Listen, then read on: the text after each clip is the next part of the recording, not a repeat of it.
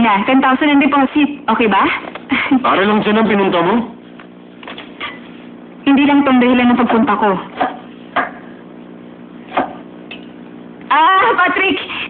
Sa Bunamjung Successor Competition, binanak-nakawin ni na Robert at Victor ang mga sangkap na gagamitin ninyo.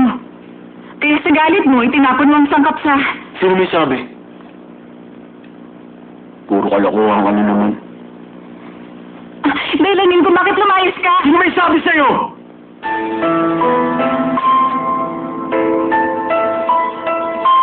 Jenna, hindi ko alam kung saan at kanino mo narinig yan. Pero hindi yan totoo. Huwag mong ulitin yan, ha? Ayoko nang marinig yan. At baka hindi mo na ako makita pang muli.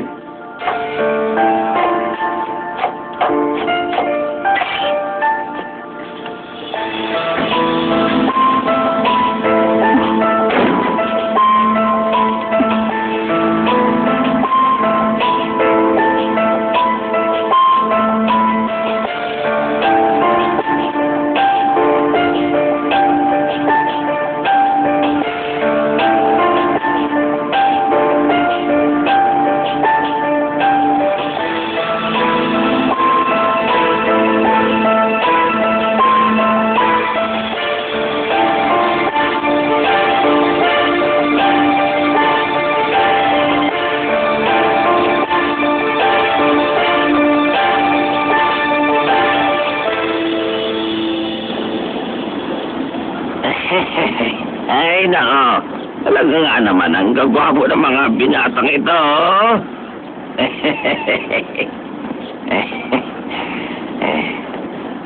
Pero mas gwapo, Patrick, para sa akin. Ikaw pala, Mrs. Jo. Ano kailangan mo? Bakit nakaga mo ngayon, ha? Paprangkahin na kita, Mr. John.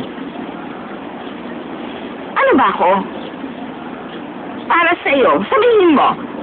Mrs. Jo, ano na naman ba pumasok dyan sa ulo mo, ha?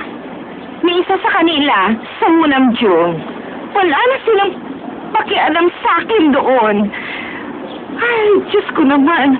Ikot siya ng ikot at laging tinitikman ng mga chili sauce ko. Tapos hindi daw ganun ang tamang timpla nun.